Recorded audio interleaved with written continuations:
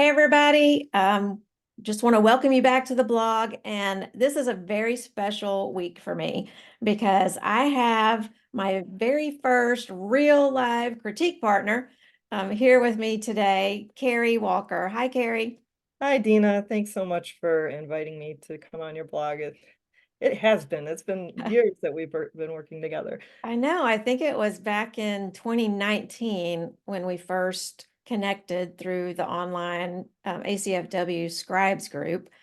I believe, and it might have even been before that. I think Yeah. we connected separately from the group. You reached out to me or Yeah, something and I don't even know how that happened. about trading chapters. I know, like, how did that even happen? I don't know. You were the first person to inform me that I had explained something that I didn't need to. Yeah, I think back to those early days when it was the blind leading the blind. And neither one of Yeah. us really knew at that point what we were doing, right? No, it's so funny. We've come a long way. Yeah. So I just want for you to take a minute and introduce yourself to everybody because they don't all know you the way I do. So tell us about yourself and your family. I'm Carrie Walker. I live in Michigan with my husband and seven children, six of which whom still live at home. Two of our children are internationally adopted, my eldest from Guatemala and our fifth from Ethiopia, and the rest, I say, are homegrown. We, but yeah, we have a pretty busy household around here between family, church, writing, hobbies, all those things. But Yeah, that's a lot. Like I just have such respect for you younger women who are writing and putting books out there and still have kids at home and doing all the things. I don't even know how you do it. Like I just don't there's a know. lot of trying to carve time out of thin air going on. Yeah. And you mentioned hobbies. How do you have time for hobbies? Do you have other hobbies you do besides, well, not writing, it's not a hobby now, it's a career, but No, yeah, it is. I mean, some stuff it all integrates, right? Like I love to play board games yeah. and we have a whole closet of them and but that's things we can do with the family as well. Sometimes we have friends over that come over and play them.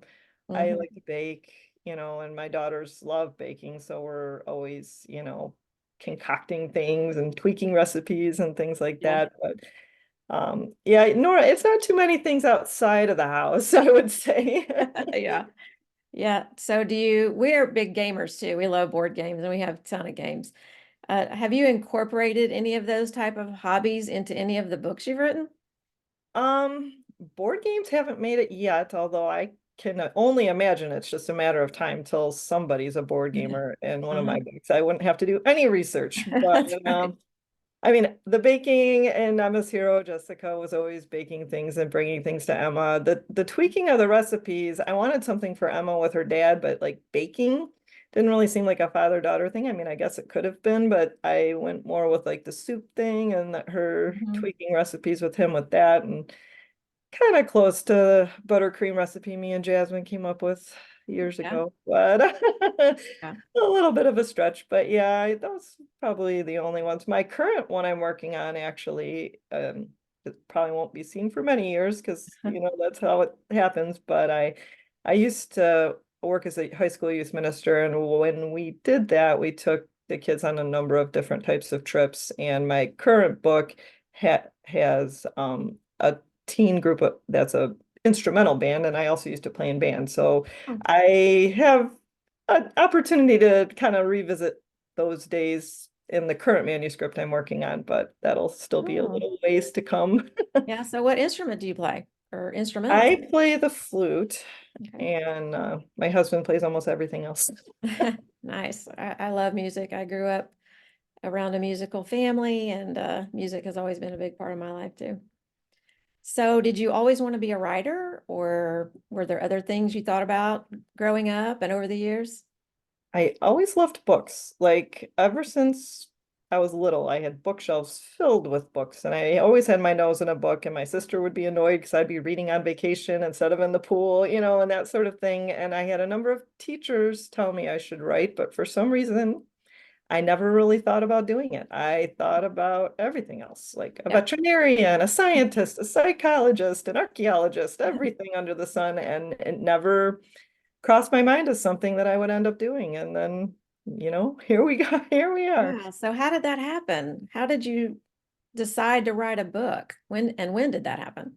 Um, like you said, around 2018, you met me with my first manuscript, but it was kind of one of those things that was always in the back of my head where even me and Brian would say, yeah, maybe someday we'll write a book. But, writing a book, as we both know, is very time consuming. Oh, very. And I couldn't envision myself writing a book if I didn't have something I was writing. What am I going to write? I didn't have a story. I didn't really want to go into nonfiction because I felt like I couldn't recreate the wheel on anything. I didn't have anything I felt I would add to a nonfiction right now anyway. And so I didn't have a story.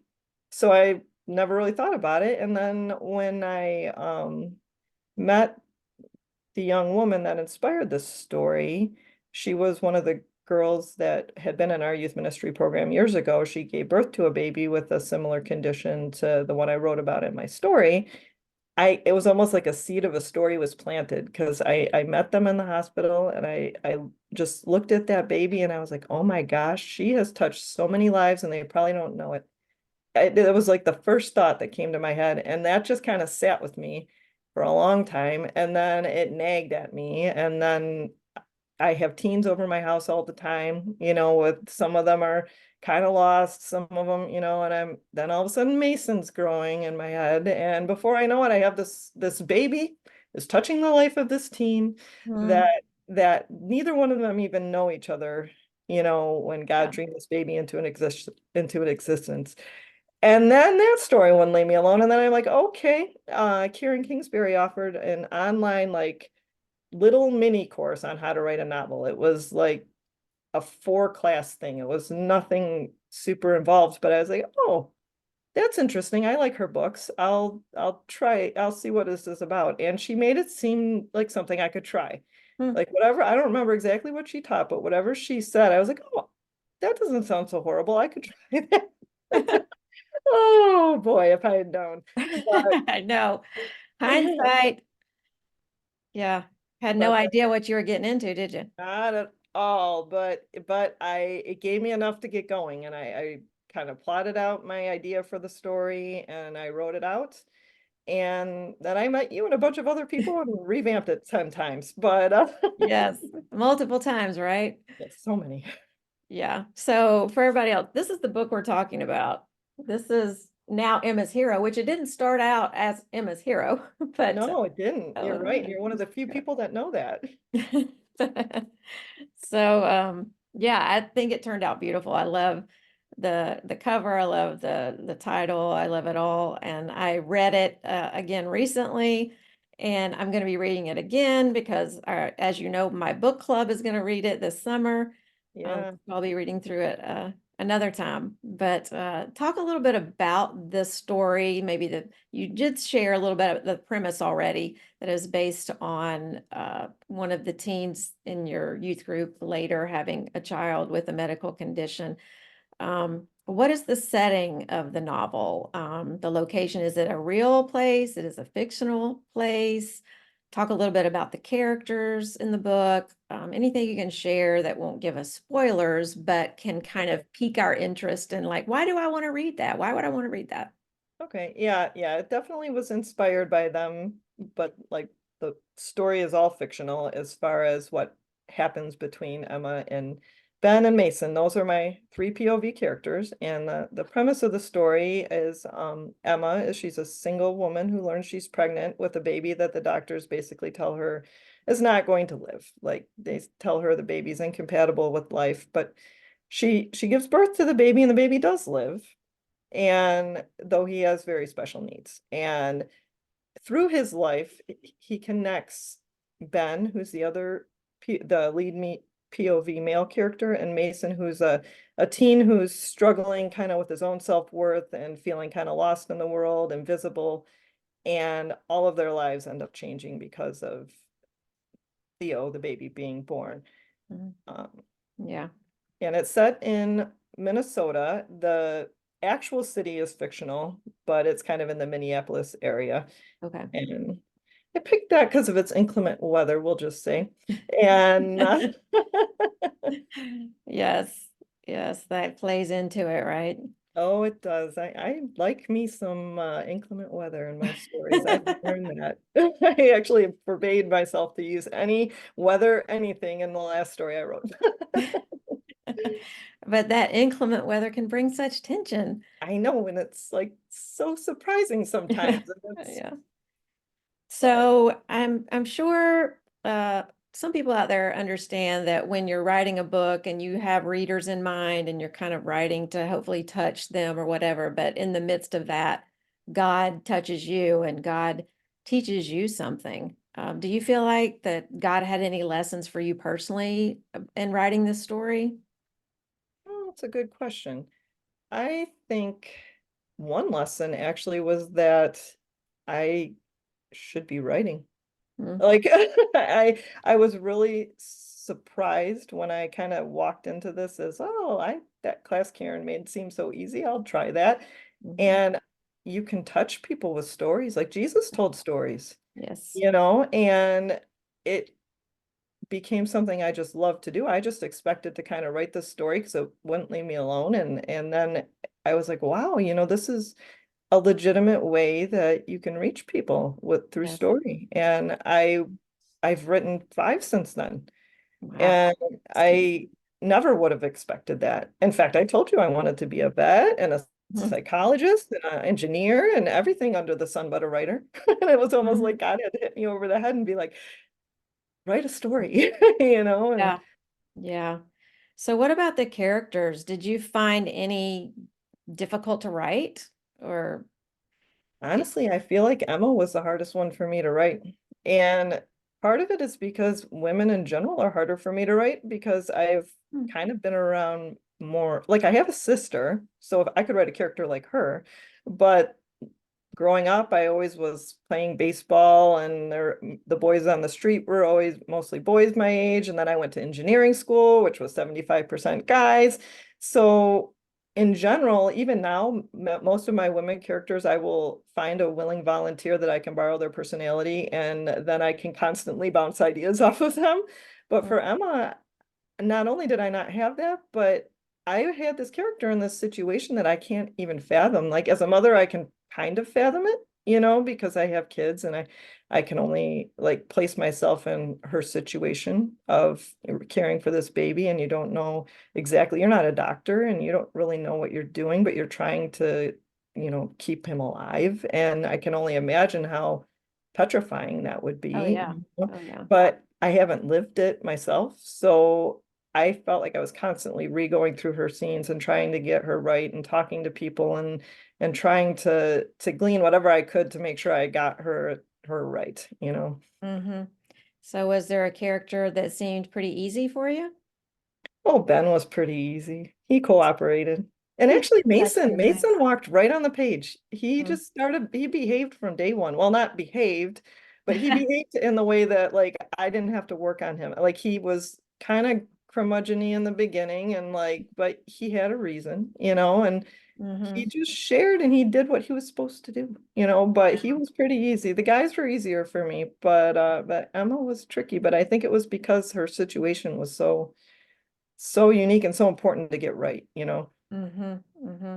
Well, I love all the characters in the book. I feel like if you read my review, it's really a lot about the characters because I feel like that is really a strong suit for you in your book is the characterization and they like really become like real people to you and like friends and I think that's a real strong point for you. Well, thank you. So what are you hoping when somebody reads this book and they turn that last page and close it? What do you want them to take away from what they've read? Well, probably one of a couple things, but I think the first thing is that no matter how much it feels like it in a certain place and time that you might be alone, that you're never really alone. And that was true not only for me, Emma in the beginning when she was a single mother in a pretty new city for her with a baby that she didn't know what was going to happen. But also Mason, who's a teen and he's surrounded by people all the time and has a family, yet he felt invisible in the world. Mhm. And so many people in different circumstances feel that way, and it's you're not alone. I think that hopefully that's one message. And then another would be like maybe to try to look past wherever you're at to how you can help others, and a lot of times your answers are there too, Mm-hmm. you know.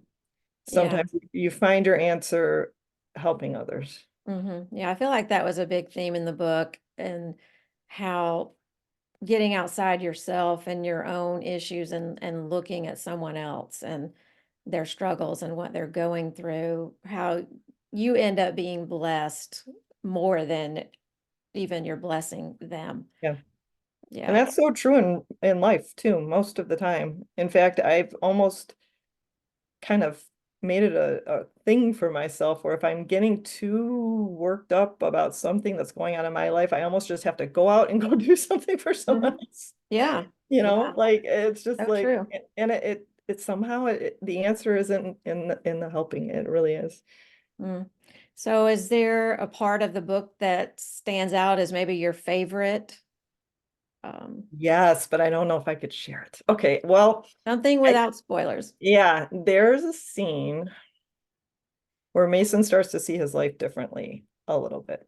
And I guess I can say that it ends in big snowflakes. So when you read Mm. it, but I just, for some reason, even with all the books I've written, I really love that scene. Mhm. Like, Yeah. Yeah, and we had talked about that before, and when I got to the scene, I'm like, "Oh yeah, this is the one she was talking about." yeah, Yeah. I love it. I've worked with teens for so many years, and obviously I feel like I constantly have at least two in the house with all my children, and they're just such a magical age in so many ways. Like they have so much to learn. They have so many things that are the end of the world, at that age, and then to watch them figure it out, it's really fun. Mm, cool. So, what would you say you enjoy the most about being a writer? Oh boy. I'm really starting to enjoy collecting all these characters that I feel are like people to me. Like I always heard authors talk that way about their characters and these people that live in their heads that no one else knows. And when you talk to authors like that when you're not an author, it sounds a little bit silly. But I honestly can say like Mason, I know him. Yeah. He's real to me, and Emma and all of them, and they're just like part of like this cast of people in my head now. And Yeah.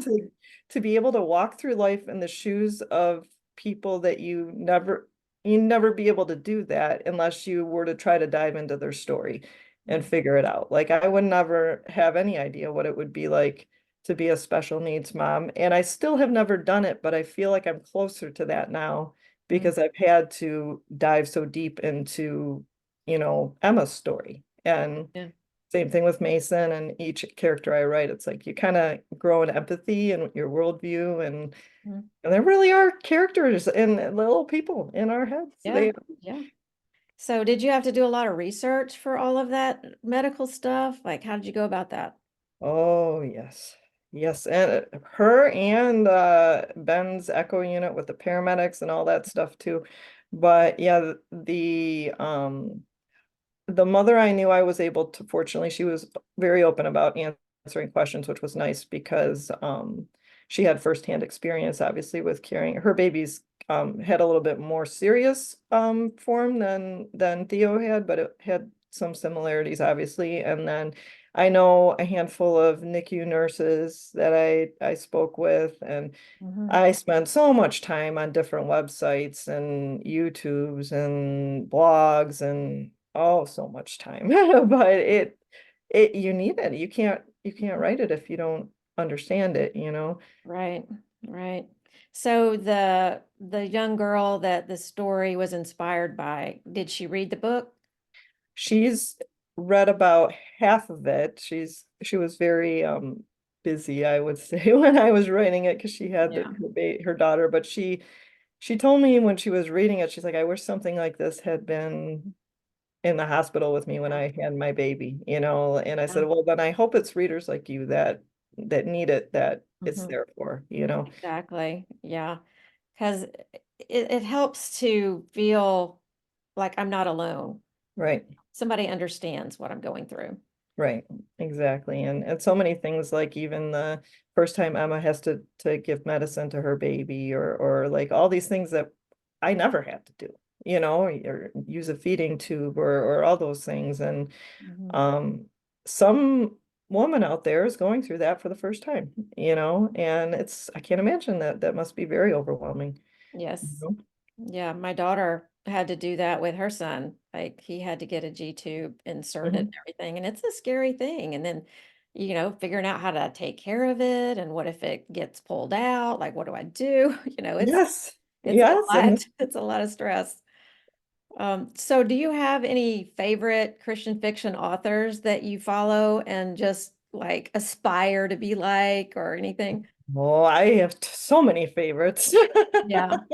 But if I had to say some of my top favorites, I really love Charles Martin. Hmm. His book, he just writes so pretty, Hmm. and his stories are so powerful. And then I really enjoy Karen Kingsbury. She actually is probably the one who, well, I obviously took her course, but it was her books that initially drew me to Christian fiction. And since then, I probably found 50 authors that I love. But initially, her books, I have found them, and I was like, that whole Baxter series, I think I read in one summer, Yeah. and I couldn't put it down. And I was like, gosh, these stories are great. And then I remember thinking, if I were to write, I think I could write something like this, or I'd want to write something like this. Hmm. And Yeah. I guess the rest is history. Yeah. Did you know there's a Prime series out on the Baxter? Today, I I think know. it's today. Amazing, right? I'm Yeah. sure you're gonna watch it, right? Oh yeah, I already told my husband I know what our TV show is tonight. I know. I told my husband that today. I said, "Oh, you're not gonna believe there's a new series we can watch." Karen Kingsbury. He's like, "Oh gosh." I'm gonna force him to watch it with me. Yeah, he agreed at least to try the first couple episodes. So we'll Yeah, see. and she also has a movie coming out Yeah, I in saw that. April, so She that's coming out soon too. yeah, and that I Oh, think I read that book too. I read most of her books, but yeah, I yeah, think I've read pretty much everything she wrote. So to wrap this up, tell us what to look for next from you. Like, we have Emma's Hero. It's already available now, right? Because I got my paperback. I yeah, pre-ordered it and it mhm. came early, so that was exciting. But then the ebook version of this is what, April, 5th, next Friday, this coming Friday, like a okay, week from April Friday. 5th. That will be available. So yeah, by the time this airs, we're recording like 2 weeks ahead from when it's gonna actually go on my blog. So I guess it'll already be out by the time people are Yeah, watching. yeah, yeah, it will be. It's coming up really fast. It's crazy. Yeah. So what's after Emma's Hero? What's next? The second book in the series actually is going to release in February of 2025. So that's less than a year from now, which is Oh my kind of crazy to gosh. me. But that follows Mason about 5 years after the end of this book. And one of the side characters in this book, Claire, and another new POV character that a foster teen, Lucia. Mm, And that's yeah. I actually is a very I really love that story. So I'm excited about digging into it again. And Yeah, I know. And I got to walk with you through that book too. So that's right. You've been there for all of them, exciting. Dina. Exciting. Thanks for sticking with me Oh no, you're a these keeper. years. Well, I'm just excited to have you on today and to get to talk about Emma's Hero and your journey and let other people know about it too. So I'm telling everybody who's watching, you have to buy the book. And after you read it, please post reviews because reviews are gold for authors. They really can determine whether that author gets published again. So, yeah, It, if you it like is. I it, never knew yeah, how I important that know. was. I didn't either. And so that's why I try to tell as many people as I can because I've been an avid reader my whole life. And I had no idea how important reviews were until I started writing and getting into that world. So I'm sure there's a lot of readers out there who are just not aware. So just want to make sure they Yeah. know review, review, review. I appreciate that. And I'm sure every author appreciates Yeah. Yeah. that. All right. Well, thanks, Carrie. And I'll be seeing you around. And everybody else, you can see her online through all the social media networks. And you can go to her website, all the information. If you keep scrolling down below this video on the post, all her links will be there. She's also giving away a copy of Emma's Hero. So make sure you comment down in the comments for a chance to win one of her books. So bye, Carrie. Thank you so much. Bye, thank you.